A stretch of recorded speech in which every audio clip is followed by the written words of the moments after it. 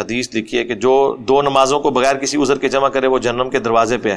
جعلی روایت ہے جی، میں نے اس کو ڈسکس کیا ہوا ہے، یہ حاکم کے اندر موجود ہے. اور 2 نمازوں کو جمع کرنا، اس میں نے تفصیل کے ساتھ اس روایت کو بھی باقی روایتوں کو بھی ڈسکس کیا ہے. جعلی روایتیں لکھ کے تو یہ اپنے رزلٹ نکالتے ہیں.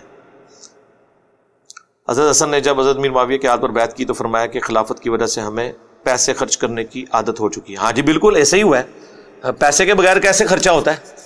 تو جتنے بھی حکمران ہیں پیسے ہی خرچ کرتے ہیں نا.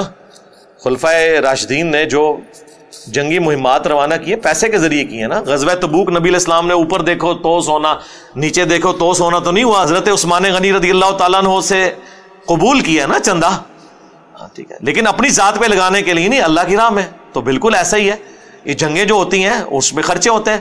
تو وہ انہوں نے بالکل ٹھیک بات کی. اور پھر حضرت حسن ابن علی یا بنو ہاشم کا جہاں تک تعلق تھا تو ان کا حصہ تو اللہ نے قرآن میں رکھا ہے، خمس مال غنیمت کا 5واں حصہ 20% وہ اہل بیت کے لیے اللہ نے مقرر کیا ہے. وہ حضرت معاویہ نے مقرر نہیں کیا، نہ خلفائے راشدین نے مقرر کیا تھا، وہ اللہ نے مقرر کیا ہوا ہے.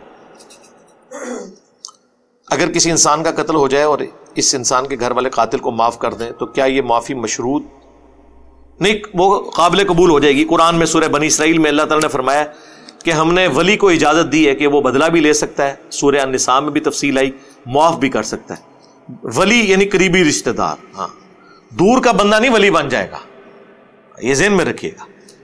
تو اس کو اختیار اللہ تعالیٰ نے دیا ہے کہ وہ بلڈ منی بھی لے سکتا ہے، بغیر بلڈ منی کے بھی معاف کر سکتا ہے.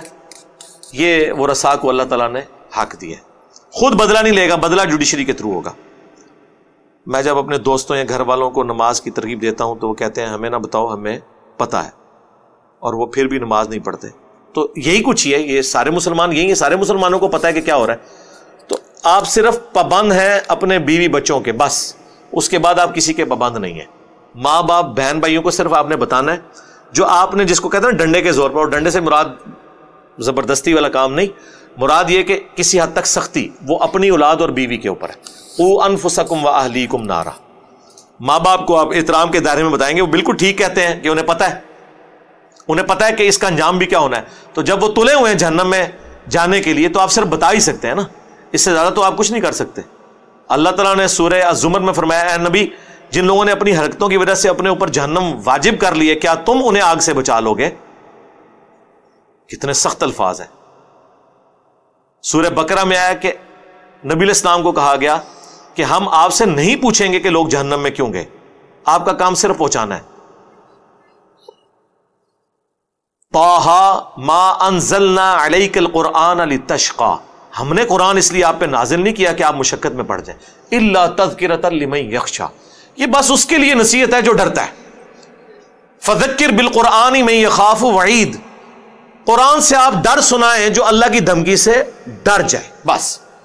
سیذکر من یخشی ویتجنبها الاشقی، ہاں جو بدبختی پہ اترا ہے اس کو اس کے حال پہ چھوڑ دے، جو ڈرنا چاہتا ہے اسی کو نصیحت کرے.